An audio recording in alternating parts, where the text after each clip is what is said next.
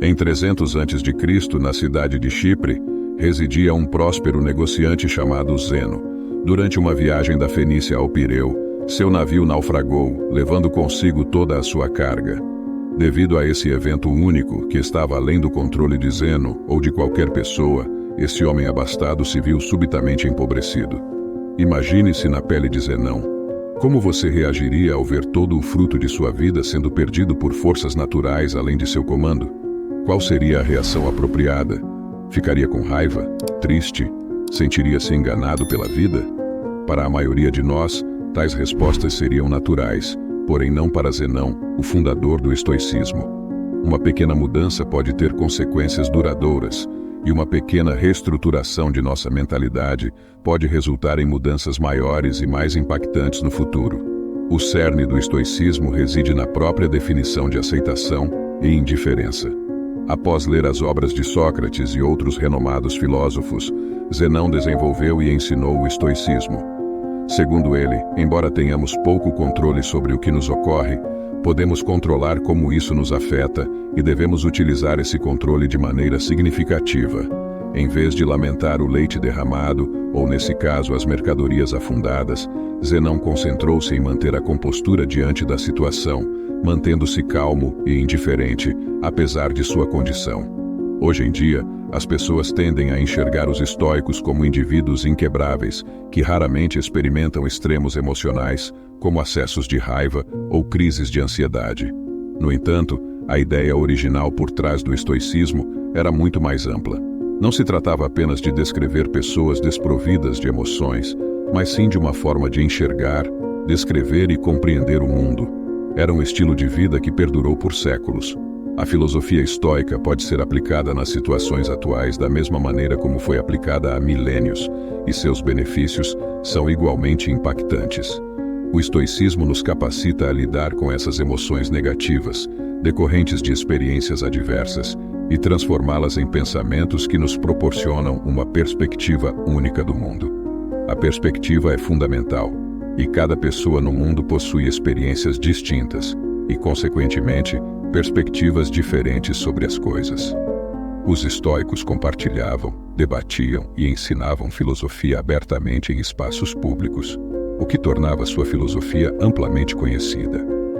Eles acreditavam que os princípios estoicos poderiam beneficiar a todos, independentemente de sua posição social, e por isso não viam sentido em esconder esse conhecimento atrás das paredes de uma escola ou dos pátios do palácio.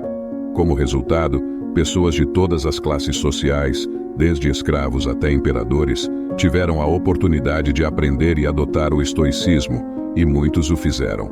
Entre os estoicos mais famosos, encontramos Epicteto, cujo nome significa adquirido, pois ele próprio foi um escravo antes de conquistar sua liberdade. Sêneca, um renomado estadista, e Marco Aurélio, um imperador romano e um dos homens mais poderosos que já existiram.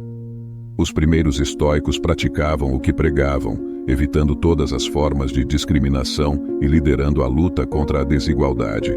Os estoicos foram tão longe a ponto de criar a palavra cosmopolita, que literalmente significa cidadão do mundo. Quando ouvimos essa palavra hoje, pensamos em cidades como Nova York, Toronto, Dubai e Londres, devido à sua diversidade. Esse tipo de unidade e união era exatamente o que os estoicos defendiam. Na época em que o estoicismo foi fundado, as mulheres não tinham permissão para seguir a filosofia, mas os estoicos discordavam completamente dessa ideia. Musonius Rufus, professor de Epicteto, afirmou certa vez: não apenas os homens possuem uma ânsia e uma inclinação natural para a virtude, mas as mulheres também. As mulheres não se agradam menos do que os homens com atos nobres e justos e rejeitam o oposto dessas ações. Sendo assim, por que seria apropriado que apenas os homens buscassem e se empenhassem em viver bem, ou seja, praticar a filosofia, enquanto as mulheres não? Mesmo em uma época em que isso não era popular, as mulheres foram permitidas a aprender livremente sobre o estoicismo e se tornar estoicas. Então, por que tantas pessoas adotam o estoicismo como um estilo de vida? Em um mundo cheio de reviravoltas inesperadas, nossas emoções tendem a complicar as coisas. Na verdade, não ficamos tristes porque coisas ruins acontecem conosco.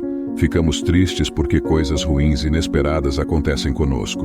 A chuva, por exemplo, é algo bom. Ela ajuda a regar as plantas, fornece água para o gado e mantém a temperatura fresca e úmida. No entanto, quando somos surpreendidos por uma nuvem escura e não temos um guarda-chuva, nunca é uma experiência agradável. Então, por que não choramos quando começa a chover? É porque, embora a situação seja desfavorável, aprendemos a esperar pela chuva. É algo inevitável. Não temos controle sobre o clima. Embora seja incômodo, a chuva passa e a luz retorna. O estoicismo nos ensina que devemos esperar que tudo de ruim que possa acontecer, de fato aconteça. Devemos imaginar o pior resultado possível e encontrar contentamento sabendo que isso pode se concretizar. Um dos exercícios estoicos é conhecido como desconforto voluntário, no qual buscamos intencionalmente situações desconfortáveis para aumentar os sentimentos de gratidão.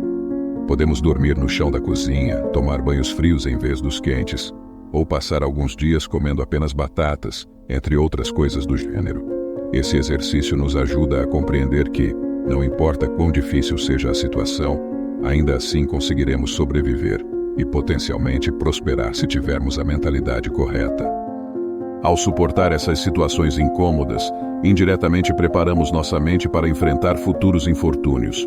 Diante da realidade atual, onde somos constantemente bombardeados por anúncios que nos fazem acreditar que só seremos felizes se tivermos a próxima grande coisa, uma determinada aparência ou uma quantia específica de dinheiro, essa mensagem se torna mais relevante do que nunca. Entramos neste mundo sem muito conhecimento. À medida que crescemos, aprendemos coisas em casa, na escola e através de nossa própria observação do mundo. No entanto, o problema é que essas três fontes de conhecimento frequentemente nos ensinam de maneiras diferentes. A questão é, será que precisamos internalizar todo esse conhecimento? Se o fizermos, podemos inconscientemente estabelecer expectativas irreais para nossas vidas, o que nos levará eventualmente à desilusão e insatisfação. Essa não é a maneira de viver. Em vez disso, devemos nos concentrar em melhorar a nós mesmos por nós mesmos. Devemos realizar as coisas por nós mesmos e somente por esse motivo. Quando colocamos esperanças ou apegos secundários em ações que realizamos, quase sempre nos decepcionamos. Na maioria das vezes, tentamos preencher esse vazio com coisas externas, gastando todo o nosso dinheiro em um carro luxuoso, uma casa ou até mesmo iniciando uma família. Muitas vezes fazemos todas essas coisas pelo seu valor externo e não pelo seu valor interno. No entanto, o estoicismo nos ensina que, se abordarmos a vida dessa maneira, estaremos colocando nossa felicidade nas mãos de forças externas, forças que podem falhar a qualquer momento.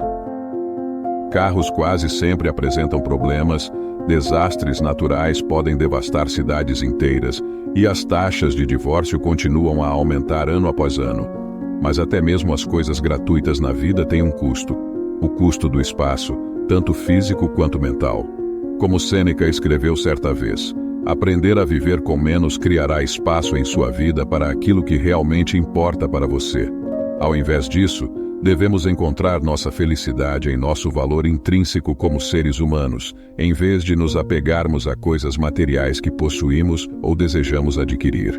Devemos escolher fazer o nosso melhor para manter a calma, independentemente dos desafios que a vida nos apresenta, pois, no final das contas, não temos controle sobre a maioria das coisas que nos acontecem, mas temos total controle sobre como reagimos a essas situações. Essa é a essência da dicotomia do controle, o princípio fundamental da filosofia estoica.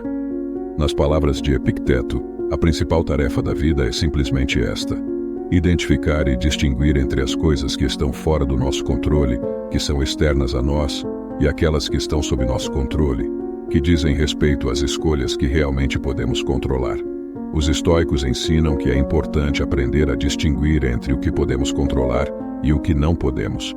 Devemos basear nosso valor não em coisas que estão além do nosso controle, mas sim naquelas que podemos controlar. Ter objetivos e lutar por eles é uma qualidade admirável, mas o estoicismo nos alerta que é inútil nos desesperarmos quando as coisas não saem como planejado. Fazer vídeos no YouTube é bem mais fácil do que ser um imperador romano, mas ainda pode se revelar um desafio às vezes. Primeiro, é preciso ter uma ideia, o que pode levar muito tempo. Depois, é necessário pesquisar essa ideia, descartá-la caso não seja boa o suficiente, recomeçar, escrever o roteiro do vídeo, filmar, editar, criar a miniatura, o título e tudo mais antes de fazer o upload. Tudo o que acontece até o momento em que você clica em enviar está sob seu controle. No entanto, uma vez que você pressiona o botão de upload, o controle passa para o algoritmo do YouTube. Ainda assim, muitas pessoas avaliam o sucesso de seu canal no YouTube ou conta no Instagram com base no número de visualizações, assinantes ou seguidores que possuem, métricas em grande parte além do seu controle. Os estoicos nos ensinam que, em vez disso, devemos julgar o sucesso do nosso trabalho com base no esforço que investimos e não nos resultados de expectativas externas. Confie no processo. Viver com menos significa liberar-se das correntes sociais que você mesmo colocou em si. Imagine uma pessoa que trabalhou arduamente em seu emprego nos últimos 6 meses. Agora ela sente que merece uma promoção e, com isso em mente, vai até seu chefe com seu relatório de desempenho. O funcionário recebe agradecimentos do chefe, mas não é promovido, o que o leva a pensar que falhou em seu trabalho. Ele não considera que o chefe pode ter acordado de mau humor, que outra pessoa poderia ser mais qualificada naquele momento, ou que a empresa estava enfrentando dificuldades financeiras e não podia arcar com a promoção. Mesmo sem saber a razão, ele ainda fica chateado. Se ele tivesse colocado seu valor na qualidade do relatório de desempenho que entregou e continuasse fazendo o seu melhor para conquistar a promoção desejada, ele poderia ter sido muito mais feliz em geral. Com a perspectiva correta, seu objetivo não teria sido diminuído, apenas adiado. Essa mudança de mentalidade é crucial.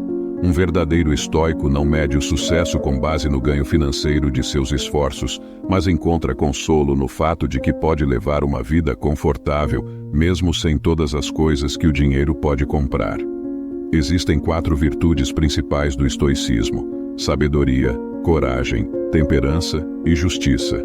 Sabedoria é saber distinguir entre o que é interno e o que é externo, e ter a habilidade de escolher nossa reação diante das circunstâncias.